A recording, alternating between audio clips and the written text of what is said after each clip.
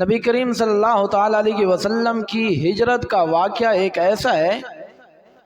کہ آپ کی ہجرت کے بعد لوگوں کے نظام میں دنیا کے اندر ایک بڑا بہترین اور عجیب انقلاب رونما ہوا۔ اور ایک عجیب بات یہ ہے کہ پوری دنیا کے اندر بڑے بڑے بادشاہوں نے سفر کیے، بڑے بڑے لمبے سفر کیے، ایک علاقے سے دوسرے علاقے میں بادشاہ منتقل ہوئے۔ ایسے بادشاہ بھی آئے جنہوں نے پوری دنیا کے اوپر حکومت کی، اور ان کا سفر مشرق سے لے کے مغرب تک، شمال سے لے کے جنوب تک پوری دنیا کے کونے کونے کا سفر کیا کرتے تھے، لیکن ان کے سفر کے بھی مکمل کی مکمل ڈیٹیل اور حالات کہیں پر موجود نہیں۔ ایک ہمارے نبی کریم صلی اللہ تعالیٰ علیہ وسلم کا سفر ہجرت ایسا ہے کہ جس کا وقت بھی شریعت کے اندر موجود ہے، جس کی ابتدا بھی جس کی انتہا بھی، اس سفر کے اندر کس نے میرے نبی کا ساتھ دیا، کس وقت چلے، کہاں پہ کتنی دیر رکے، راستے کے اندر کس کس آدمی سے ملاقات ہوئی، اور اس آدمی کے ساتھ کیا کیا بات ہوئی۔ پھر مدینہ میں پہنچے تو مدینہ کے اندر سب سے پہلے کس نے استقبال کیا، کس کے گھر میں گئے، کیا چیز کھائی، اور کیا کیا وہاں پہ تبدیلی آئی۔ شریعت اسلامیہ نے آپ کی اس ہجرت کا ایک ایک چیز ہم تک پہنچائی ہے۔ اور پھر اس ہجرت کے سفر کو صرف ایک تاریخی قصہ نہیں بنایا، بلکہ آپ کی اس مکہ سے جو مدینہ کی طرف ہجرت ہے، 13 سال نبوت کے وہاں گزارنے کے بعد، تو اس ہجرت کو ایک اسلامی کیلنڈر وہاں سے شروع کیا۔ جیسا کہ تاریخ کی ابتدا ہوتی ہے نا، 2025 چل رہا ہے، 2026، اب یہ کہیں سے تو شروع ہوئی ہے۔ اسی طریقہ سے اسلامی کیلنڈر کی تاریخ یہ آپ کی بعثت، آپ کی پیدائش سے شروع نہیں ہوئی،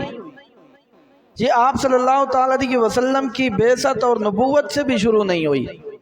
آپ صلی اللہ تعالیٰ علیہ وسلم کے غزوہ بدر کے واقعے سے بھی اسلامی کیلنڈر اور اسلامی تاریخ شروع نہیں ہوئی، بلکہ اسلامی تاریخ کو جو شروع کیا گیا تو وہ آپ صلی اللہ تعالیٰ علیہ وسلم کی ہجرت سے شروع کیا گیا۔ یہ اعزاز اس وجہ سے دیا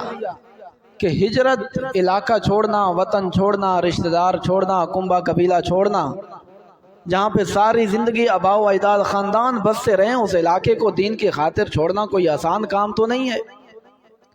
تو اس وجہ سے ہجرت کو شریعت اسلامیہ میں ایک بہت بڑا اعزاز اور مقام حاصل ہے۔ اب نبی کریم صلی اللہ تعالیٰ علیہ وسلم نے پھر یہ ہجرت کیوں کی؟ حالانکہ مکہ شہر میرے نبی کو اتنا محبوب ہے،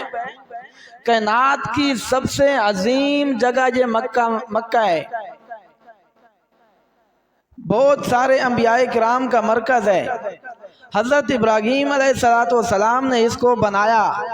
میرے نبی جس کی طرف نماز پڑھنے کے لیے آسمانوں کی طرف بار بار رب العالمین سے التجائیں کرتے تھے دل کے اندر، مکہ وہ ہے جس میں میرے نبی کا بچپن گزرا، جس میں میرے نبی کا لڑکپن گزرا، جس میں میرے نبی کے رشتہ دار ہیں، مکہ وہ ہے جس کے بارے میں نبی کریم صلی اللہ تعالیٰ علیہ وسلم چھوڑتے ہوئے دعا کرتے ہیں کہ اے مکہ، تجھے بڑی عظمتیں حاصل ہیں، تجھے بڑے مقام حاصل ہیں، تجھے چھوڑنے کے لیے میرا دل نہیں کرتا کہ میں تجھے چھوڑ کے کسی اور علاقے میں چلا جاؤں، لیکن کیا کروں، تیرے علاقے والے مجھے یہاں پہ رہنے نہیں دیتے۔ اب پھر سوال ہے کہ علاقے والے کیوں نہیں رہنے دیتے؟ کیوں میرے نبی نے مکہ کو چھوڑا؟ کیا میرے نبی کا کسی کے ساتھ ذاتی جھگڑا تھا؟ کیا نبی کریم صلی اللہ تعالیٰ علیہ وسلم کے وہاں پہ اسباب نہیں تھے؟ کیا وہاں پہ آپ کا مکان نہیں تھا؟ کیا وجہ تھی جس بنیاد پہ نبی کریم صلی اللہ تعالیٰ علیہ وسلم نے مکہ جیسا عظیم مقام چھوڑ کے مدینہ منورہ کی طرف ہجرت کی؟ یعنی کہ آپ کی اس ہجرت کا سبب کیا ہے، وہ کون سی بنیاد بنی؟ تو بنیاد یہ بنی کہ نبوت کے پہلے دن سے میرے نبی کریم صلی اللہ تعالیٰ علیہ وسلم نے اس علاقے والوں کو دین اسلام کی تبلیغ شروع کر دی۔ صرف ہفتہ نہیں، مہینہ نہیں، سال نہیں، بلکہ 13 سال دن رات ایک کر کے میرے نبی نے نبوت کی تبلیغ کی۔ کہا کہ لوگوں، یہ جن کے سامنے تم جھکے ہوئے ہو، یہ جن کی تم عبادت کرتے ہو، یہ جن کے نام کے سجدے جن کے سامنے تم کرتے ہو، یہ تمہاری عبادت کے لائق نہیں ہے۔ عبادت کے لائق، سجدے کے لائق وہ ہے جس نے ماتھا بنایا، جس کی زمین ہے سجدہ بھی اسی کو، جس نے ماتھا دیا ماتھا بھی اسی کے سامنے ٹکے گا، جس نے یہ وجود بنایا ہاتھ اسی کے سامنے اٹھیں گے، جس نے وجود کے 360 جوڑ دیے، ایک ایک وجود اگر عاجزی کرے گا، ایک ایک وجود اگر گرے گا، وجود کا ایک ایک حصہ اگر عبادت کرے گا تو رب کی عبادت کرے گا۔ یہ نبی کریم صلی اللہ تعالیٰ علیہ وسلم نے 13 سال تبلیغ کی۔ لیکن آپ کو پتہ ہے، جب حق کی آواز باطل اور جھوٹ کے ایوانوں میں پہنچتی ہے تو پھر باطل خاموش نہیں رہ سکتا۔ مشرکین مکہ نے سوچا کہ یہ جو نبوت کی تبلیغ ہے، اگر یہ علاقے والوں نے مان لی، یہ تبلیغ ثابت ہو گئی، نبی کریم صلی اللہ تعالیٰ علیہ وسلم کا مشن اور مذہب رائج ہو گیا، تو پھر ہمارا جو نام نہاد ہے یہ ختم ہو جائے گا، ہمارا مذہب ختم ہو جائے گا، ہماری یہ جو نام نہاد کی عزت بنائے ہوئے ہیں یہ ختم ہو جائے گی، ہماری یہ سرداری ختم ہو جائے گی، ہمارے یہ عہدے چھن جائیں گے، ہم بھی پھر اس کے تابع ہو کے ہمیں چلنا پڑے گا۔ لہذا کسی نہ کسی صورت میں اس مذہب کو ختم کیا جائے۔ یہ محمد صلی اللہ تعالیٰ علیہ وسلم جس مشن کو، جس تبلیغ کو لے کے آئے، کسی صورت میں اس کو ختم کر دیں تاکہ ہمارا عہدہ، ہماری نام نہاد عزت، ہماری یہ سرداری، یہ سارا کچھ برقرار رہے۔ ابتدا کی ظلم و ستم پہ، نبی کریم صلی اللہ تعالیٰ علیہ وسلم کے وجود مبارک پہ بھی ظلم و ستم، آپ کے صحابہ پہ بھی ظلم و ستم، اس کی داستانیں آپ سنتے رہتے ہیں، میں اس کی تفصیل میں نہیں جاؤں گا۔ نبی کریم صلی اللہ تعالیٰ علیہ وسلم گھر سے نکلتے تو دروازے پہ کانٹے بچھے ہوئے نظر آتے، آپ گلی سے گزرتے تو اوپر سے کوڑا کرکٹ اور گندگی وجود کے اوپر پھینکتے ہوئے نظر آتے، مسجد میں اگر نماز پڑھنے کے لیے جاتے تو آپ کے وجود مبارک پہ گندی اونٹوں کی پلیت اوجری بچھائی جاتی۔ نبی کریم صلی اللہ علیہ وسلم بازار میں جاتے تو بازار کے اندر تانے سننے کو ملتے، گالیاں سننے کو ملتی، اعتراض اور الزام سننے کو ملتے۔ اگر کسی محفل میں، کسی مجلس میں کہیں پر بھی جاتے تو کوئی مجنون کہتا، کوئی ساحر کہتا، کوئی دیوانہ کہتا، کوئی صابی کہتا کہ باپ دادا کے مذہب کو چھوڑ چکا ہے، اور جو میرے نبی صلی اللہ تعالیٰ علیہ وسلم کی اتباع کر لیتا، آپ کا صحابی، آپ صلی اللہ تعالیٰ علیہ وسلم کا غلام اور خادم بن جاتا، تو اس کے ساتھ یہ سلوک تھا کہ کسی کو تپتے کوئلوں پہ لٹایا، کسی کو تپتی ہوئی ریت پہ لٹایا، کسی کو زنجیروں کے ساتھ جکڑا، کسی کو رسیوں کے ساتھ جکڑا، کسی کے وجود مبارک کو سخت گرم سلاخوں کے ساتھ داغا گیا، کسی آدمی کے شرموں کے اندر نیزے مار کے اس کو شہید کر دیا گیا۔ مقصد صرف اور صرف یہ تھا کہ کسی نہ کسی طریقہ سے یہ مذہب ختم ہو اور صرف ہمارا یہ عہدہ، ہماری سرداری، ہماری چوتراہٹ یہ اپنی جگہ پہ برقرار رہے۔ اس کے باوجود نبی کریم صلی اللہ تعالیٰ علیہ وسلم کی نہ تبلیغ میں ذرہ برابر فرق آیا اور نہ صحابہ کرام رضوان اللہ تعالیٰ علیہ مجمعین کی استقامت میں۔ جو ان کا ظلم بڑھتا گیا، صحابہ کی آپ کی استقامت بڑھتی گئی۔ یہ ظلم کرتے ان کی زبان سے وہی توحید کی گواہیاں، وہی شریعت اسلامیہ کی گواہیاں گزرتی۔ سوچا کہ بڑا ظلم و ستم کر کے دیکھ لیا، بڑی تکلیفیں دے کے دیکھ لی، ہر حد تک ہم نے تجاوز کیا، پتھروں پہ گھسیٹ کے دیکھا، گلیوں میں گھسیٹ کے دیکھا، لیکن یہ مشن سے باز آنے والے نہیں ہیں۔ پھر کیا کیا جائے جی؟ دوسری مرتبہ میٹنگ ہوئی، دوسری مرتبہ مشورہ ہوا، دوسری مرتبہ سوچا کہ ایسا کرتے ہیں ان کے ساتھ سوشل بائیکاٹ کر دیتے ہیں، ان کے ساتھ تعلقات کو ختم کر دیتے ہیں،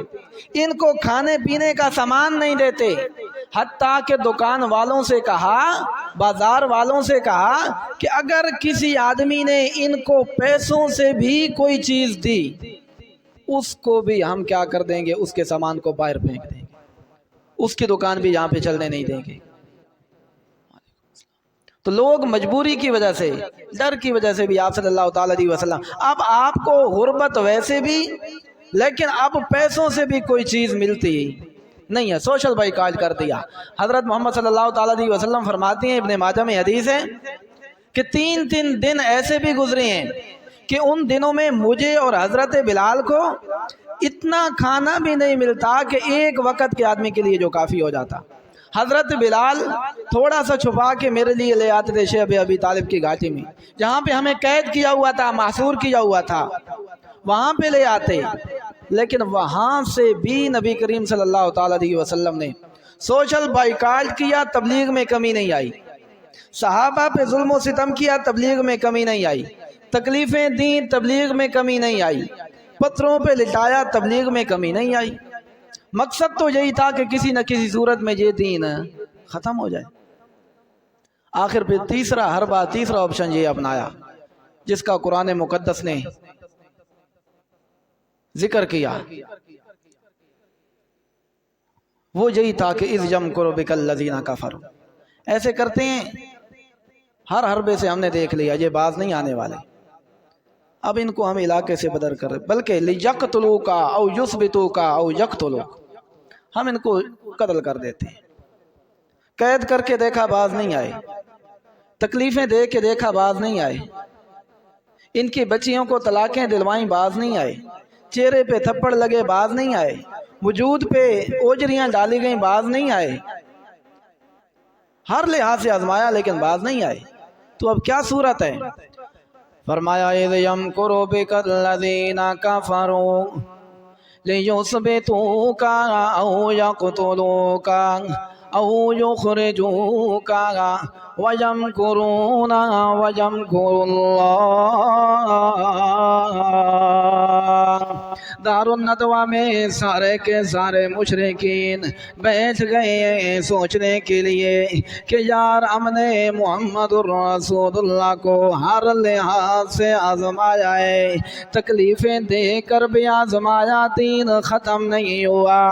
تکلیفیں اور آزمائشوں مصیبتوں میں مبتلا کیا، دین سے باز نہیں آئے، ان کے اوپر اوجریاں ڈالیں توحید سے باز نہیں آئے، ان کے اوپر ہم نے کوڑا کرکٹ ڈالا پھر بھی باز نہیں آئے، کھانے پینے کی چیزوں پہ پابندی لگائی، بالکل بائیکاٹ کر دیا، لیکن محمد الرسول اللہ پھر بھی باز نہیں آئے۔ ان کا باز آنا تو اپنی جگہ پہ، ان کے غلام اور ان کے نوکر حضرت بلال تپتی ریت پہ لیٹ گئے لیکن دین نہیں چھوڑا، ان کے اوپر ہم نے سخت پتھر گرمی میں رکھے، دین نہیں چھوڑا۔ حضرت سمیہ ان کی تو عورتیں بھی اتنی مضبوط ہیں کہ ان عورتوں کو بھی ہم نے شہید کر دیا، اپنے بیٹے کو آنکھوں کے سامنے مرتا ہوا شہید ہوتا ہوا دیکھا لیکن باز نہیں آئے، تکلیفیں دیں باز نہیں آئے، آزمائشیں دیں باز نہیں آئے،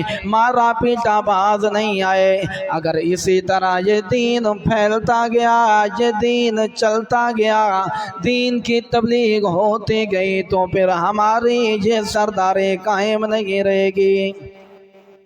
یعنی کہ مشرکین مکہ بھی جانتے تھے دین تو سچا ہے، مذہب تو سچا ہے، بات تو سچی ہے، قرآن بھی سچا ہے، ایمان اسلام بھی سچا ہے، اس کی زبان سے جو لفظ نکلتا ہے ایک ایک سچا ہے، لیکن مانتے کیوں نہیں ہیں، اس کے اوپر عمل کیوں نہیں کرتے؟ اس وجہ سے عمل نہیں کرتے کہ اگر یہ مان لیں تو یہ تو کل کا آدمی ہے، ہمیں اس کی اتباع کرنی کرنی پڑے گی، یہ مان لیں تو ہمارے عہدے ختم ہو جائیں گے، یہ مان لیں تو ہماری سرداری اور چوتراج ختم ہو جائے گی، لہذا کسی نہ کسی صورت میں اس کو ختم کر دینا چاہیے۔ آخری ہر بادار الندوہ میں یہ ہوا کہ ایسا کرتے ہیں، سارے کے سارے ایک جگہ پہ بیٹھ کے ہر قبیلے کا آدمی، ہر محلے کا آدمی، ہر خاندان کا آدمی ایک گروہ بنا لیتے ہیں اور رات کو حملہ کر کے محمد الرسول اللہ کو شہید کر دیتے ہیں۔ آخری حربہ یہ ہوا، کوئی ایک خاندان کے آدمی بھی، ایک خاندان کے فرد نہیں، کیونکہ آپ صلی اللہ تعالی علیہ وسلم اور صحابہ ایک خاندان والوں سے تو مقابلہ کر لیں گے، ایسا نہ ہو کہ دوسرے سارے کے سارے جان چھوڑا جائیں۔ ایسا کرتے ہیں، عرب کے جتنے بھی قبیلے ہیں ہر قبیلے کا ایک ایک نوجوان لیتے ہیں تاکہ سارے کے سارے قبیلے والوں کے اوپر آپ صلی اللہ تعالی علیہ وسلم کے شہید ہونے کا الزام آئے اور سارے مل کے پھر مقابلہ کریں اور ہم سب کا مقابلہ نہ کر سکیں۔ ایک طرف یہ مشورہ ہو گیا کہ آج رات کو بیٹھ جاتے ہیں سارے محفل کے اندر، یہ مشورہ کر کے صبح رات کو جاتے ہیں، عشاء کے بعد محاصرہ کر لیتے ہیں۔ جیسے کہ محمد مصطفیٰ نکلیں گے تو ان کے اوپر ہر آدمی تیر برسائے گا اور شہید کر دے گا۔ اللہ کہتے ہیں میرے پیغمبر وَيَمْكُرُونَ وَيَمْكُرُ اللَّهُ وَاللَّهُ خَيْرُ الْمَاكِرِينَ۔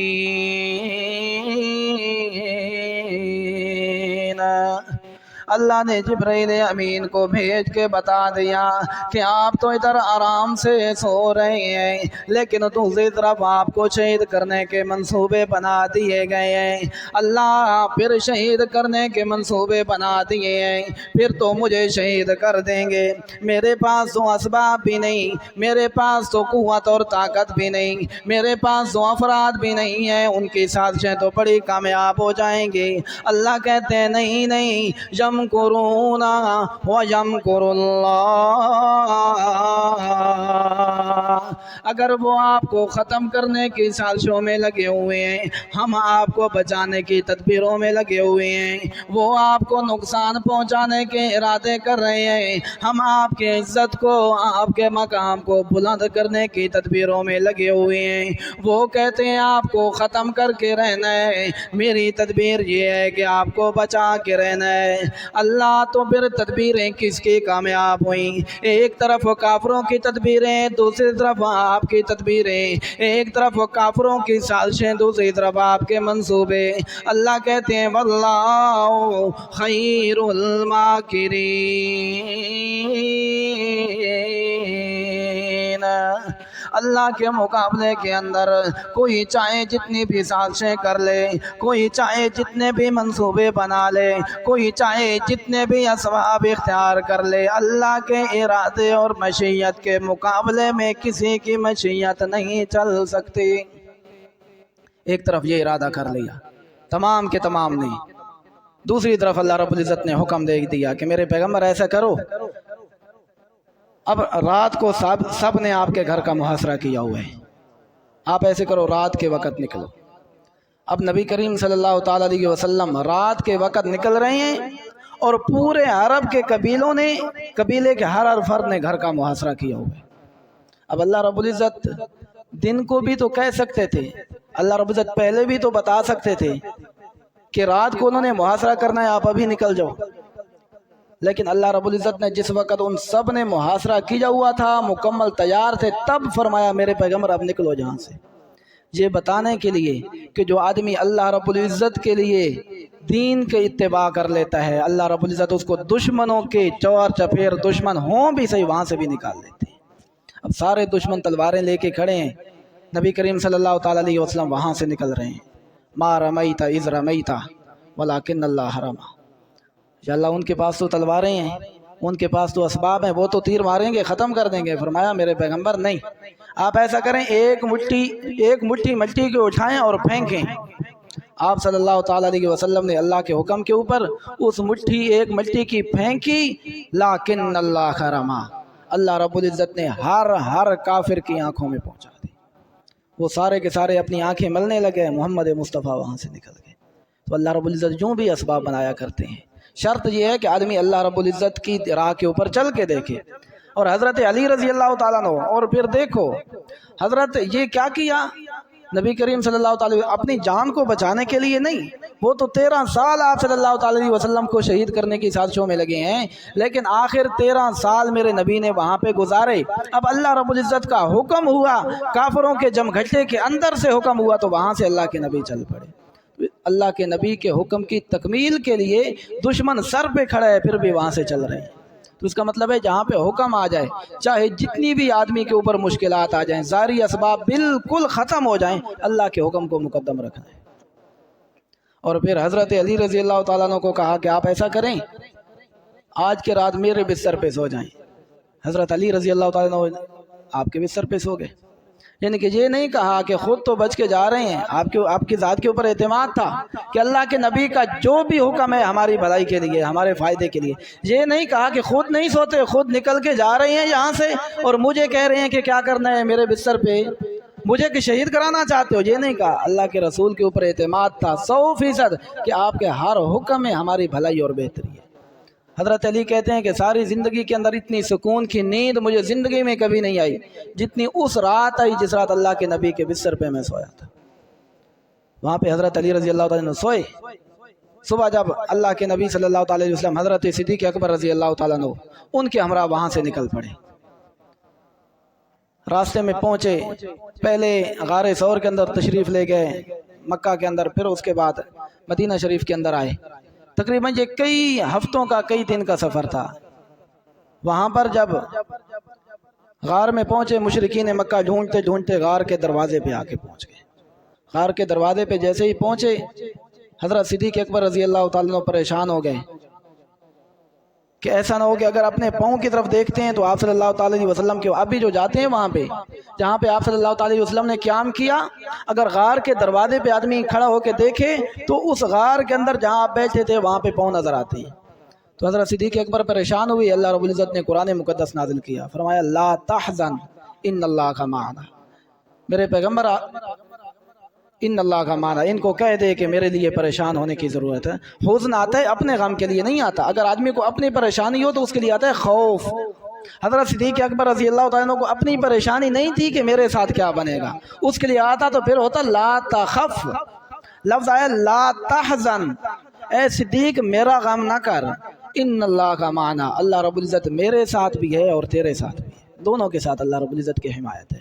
تو جو آدمی اللہ رب العزت کے لیے نکل پڑتا ہے تو یقین اللہ رب العزت کی معیت اور نصرت تو اس کے ساتھ ہوتی ہی ہوتی ہے۔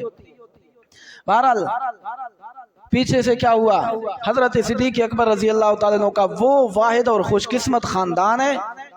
جس نے آپ کے بچپن سے لے کر آخر تک آپ کا ساتھ نبھایا۔ چھوٹے بچے ہوتے ہیں 5 6 7 سال کے، حضرت صدیق اکبر اس عمر کے میرے نبی کے یار ہیں، یعنی کہ ابھی تک 5 6 سال عمر ہے، مٹی میں کھیلے اکٹھے، بچپن اکٹھا، لڑکپن اکٹھا، جوانی اکٹھی، تبلیغ اکٹھی، تعلیم اکٹھی، ہجرت کے لیے گئے تو حضرت صدیق اکبر وہاں پہ بھی ساتھ، پھر اس کے بعد جب مدینہ پہنچے وہاں پہ ساتھ، مکہ کے 13 سال ساتھ، مدینہ کے 10 سال جو ہیں وہ بھی آپ کے ساتھ، حتیٰ کہ آپ صلی اللہ تعالیٰ علیہ وسلم کے آج بھی آپ کے ساتھ ہیں قبر مبارک کے اندر بھی۔ اور آپ نے فرمایا ہا قضا نبعث یوم القیامہ، اے صدیق جس طرح زندگی کے ایک ایک پل میں تو نے میرا ساتھ نبھایا ہے تو دن قیامت کے میں بھی تجھے نہیں چھوڑوں گا، قبر سے نکلیں گے تو بھی ہم اکٹھے نکلیں گے۔ اور یہ کیسے فرمایا، ایک طرف حضرت صدیق اکبر کے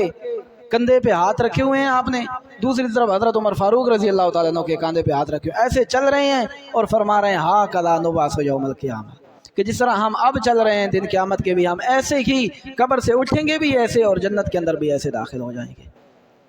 تو یہ جو واقعہ ہجرت ہے، اس سے ایک تو ہمیں یہ سبق ملتا ہے کہ جو کام بھی ہے اس کے اندر قربانیوں سے ہوتا ہے، جب تک آدمی قربانی نہ دے، محنت نہ کرے، مشقتیں تکلیفیں نہ اٹھائے، اس وقت تک کامیابی نہیں ملتی۔ نبی کریم صلی اللہ تعالیٰ علیہ وسلم نے مدینہ کے 13 سال تک، مکہ کے 13 سال تکلیفیں اٹھائیں، پریشانیاں اٹھائیں،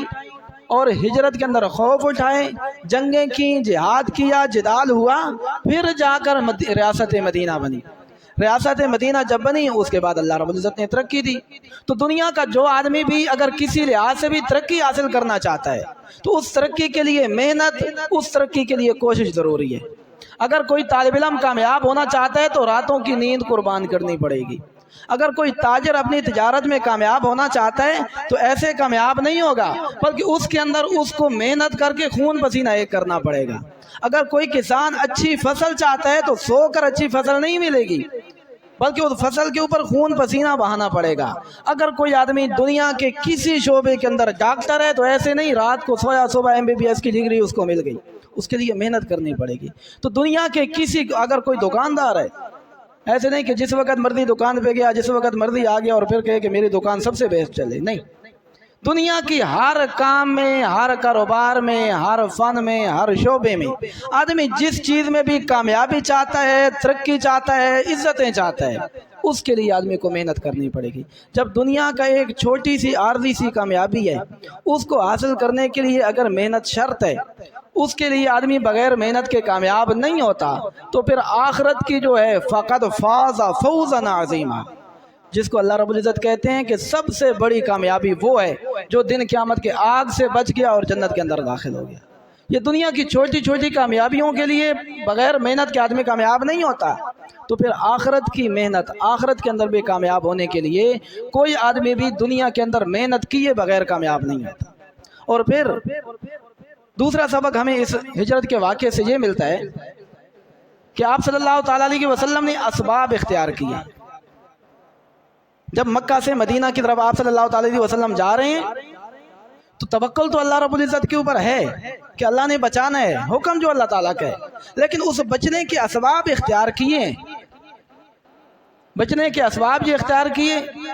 کہ کیسے جانا ہے، کس راستے سے جانا ہے، کہاں پہ جانا ہے، کسی کو بتانا نہیں ہے، کوئی آدمی پوچھے تو اس کو کس طرح جواب دینا ہے، اور پھر مکہ والوں کی خبریں ہم تک کون پہنچائے گا کہ وہ ہمارے بارے میں کیا کریں۔ اسباب اختیار کیے۔ ہمارے لیے کھانا کون لے کے آئے گا؟ حضرت صدیق اکبر کی بیٹی، اس کی ذمہ داری یہ تھی کہ غار کے اندر جو 3 دن رہے، اس کی ذمہ داری یہ تھی کہ کھانا لے کے آنا ہے۔ آپ صلی اللہ تعالیٰ علیہ وسلم کے غلام حضرت صدیق اکبر، ان کا جو عامر بن فہرہ غلام تھا، اس کی ذمہ داری یہ تھی کہ سارا دن بکریاں چرانی ہیں، شام کو اگر خبریں بتانی ہے کہ مکہ کے اندر آپ کے بارے میں کیا باتیں چل رہی ہیں۔ اور حضرت اسماء وہ کھانا لے کر آتی تھی۔ آپ صلی اللہ تعالیٰ علیہ وسلم، حضرت صدیق اکبر کا بیٹا عبداللہ بن ابی بکر، اس کی ذمہ داری بھی اپنی تھی۔ تو اسباب اختیار کر کے پھر توکل کا یہ مطلب نہیں ہوتا کہ آدمی ہاتھ باندھ کے بیٹھ جائے اور کہے کہ بس جو کچھ ہونا ہے قسمت میں ہونا ہے، ایسے نہیں۔ آدمی اسباب اختیار کرے، پھر اس کے بعد، یعنی کہ پہلے تدبیر پھر اس کے بعد تقدیر۔ پہلے آدمی اسباب اختیار کرے، پھر اس کے بعد، یعنی کہ دنیا کے جو بھی کام ہے آدمی کے بس جی گھر کے اندر بیٹھ گیا، نہ نیکی کی، اور پھر کہا کہ اللہ رب العزت کی ذات بڑی غفور الرحیم ہے۔ غفور الرحیم تو ہے، واقعتاً ہے، اس کی رحمت کی کوئی حد نہیں ہے، لیکن ایسے غفور الرحیم کہ آدمی بیٹھا رہے گا اور پھر رحمتیں مل جائیں گی، نہیں۔ تو رحمت حاصل کرنے کے اسباب اختیار کر، پھر اس کے بعد بھروسہ کر کے اب غفور الرحیم ہے۔ یہ نہیں کہ تو اعمال ایسے کر جن سے غضب نازل ہوتا ہے، اعمال ایسے کر جن کی وجہ سے اللہ ناراض ہوتے ہیں، اعمال ایسے کر جن کی وجہ سے اللہ رب العزت کی رحمت سے آدمی دور ہوتا ہے، اور پھر اس کے بعد آدمی کہے کہ یہ توکل ہے۔ اس کو توکل نہیں کہتے، توکل کہتے ہیں کہ اسباب اختیار کرنے کے بعد اللہ رب العزت کی ذات کے اوپر یقین، یہ توکل ہوتا ہے۔ اور تیسرا، اس واقعے سے ہمیں یہ سبق ملا کہ نبی کریم صلی اللہ تعالیٰ علیہ وسلم، ان کا جو ساتھی، ان کا جو دوست تھا، انہوں نے مشکلات میں کام آنے والا، دین کے اندر جو رہنمائی کرنے والا، دین کے اندر جو ساتھ دینے والا تھا، ایسا ساتھی تھا نبی کریم حضرت صدیق اکبر، یعنی کہ زندگی کی مشکلات میں ایک قیمتی ساتھی چنا جس نے ہر مشکل میں آپ صلی اللہ تعالیٰ علیہ وسلم کا ساتھ دیا۔ تو اس واقعے سے تیسرا سبق یہ ملا کہ آدمی کو اگر دوست بنانے چاہیے تو ایسے دوست بنانے چاہیے جو ایک تو دین کی طرف رہنمائی کریں اور دوسرا مشکلات میں آدمی کے ساتھ کھڑے ہوں۔ ایسے دوست نہیں کہ جو آدمی کیا کریں، دین سے دور کریں، جو آدمی کو آوارہ عیاش اور ذہنی طور پہ آزاد بنا دیں۔ ایسے دوست قیامت کے اللہ رب العزت فرماتے ہیں وہ سارے کے بعضهم لبعض عدو، وہ سارے کے سارے دشمنی میں تبدیل ہو جائیں گے۔ ہاں دوستیاں دن قیامت کے کیسی برقرار رہیں گی؟ الاخلاء یومئذ بعضهم لبعض الا المتقین، ایک متقین کی دوستی، موحد کے ساتھ دوستی، اور ہو بھی دین کی وجہ سے دوستی۔ وہ دوستیاں جو ہیں وہ اللہ رب العزت دن قیامت کے بھی ان کو برقرار رکھے گا۔ ایک تو ہو بھی مسلمان سے، غیر مسلم سے نہیں، اور ہو بھی اسلام کی وجہ سے، کسی دنیاوی مفاد کی وجہ سے، دنیاوی ضرورت کی وجہ سے، دنیاوی لالچ کی وجہ سے دوستی نہ ہو، دین موحد کے ساتھ ہو، توحید کی وجہ سے ہو، تو ایسی دوستیاں بھی اللہ رب العزت دنیا کے اندر نہیں بلکہ قیامت کے اندر بھی برقرار رکھتے ہیں۔ یہ ہجرت کا واقعہ تھا۔ اللہ رب العزت ہمیں آپ صلی اللہ تعالی، اور جو ہجرت ہے، ہجرت تو ہو گئی، آپ صلی اللہ تعالی علیہ وسلم نے ہجرت مکہ سے مدینہ کر دی، اور ہجرت کا دروازہ پھر بند نہیں کیا۔ یہ نہیں کہ آپ نے ہجرت کی اور پھر دن قیامت تک جتنے لوگ بھی ہیں وہ ہجرت کے ثواب سے محروم ہو گئے، نہیں، قیامت تک آدمیوں کے لیے ہجرت کا دروازہ کھول دیا۔ فرمایا المہاجر من ہاجر ما نہی اللہ عنہ۔ اللہ کی نظر میں حقیقی مہاجر وہ ہے، ایک تو ہجرت ہے نا، علاقے کو چھوڑ کے دوسرے علاقے کی طرف جانا، دشمن کے علاقے کو چھوڑ کے موحدین کے علاقے کی طرف جانا، کفار کو چھوڑ کے اہل اسلام کی طرف جانا، یہ بھی ہجرت ہے۔ فرمایا ہاں یہ بھی ہجرت ہے، لیکن بعد والوں کے لیے ہجرت یہ ہے ما نہاج، گناہوں کو چھوڑ کے اسلام کی طرف آنا، اللہ رب العزت کی ناراضگی کو چھوڑ کے رضا والے اعمال کی طرف جانا۔ یہ ہجرت کا جو قسم ہے، یہ ہجرت کی قسم اللہ نے قیامت تک جتنے بھی افراد ہیں تمام کے لیے باقی رکھی ہے۔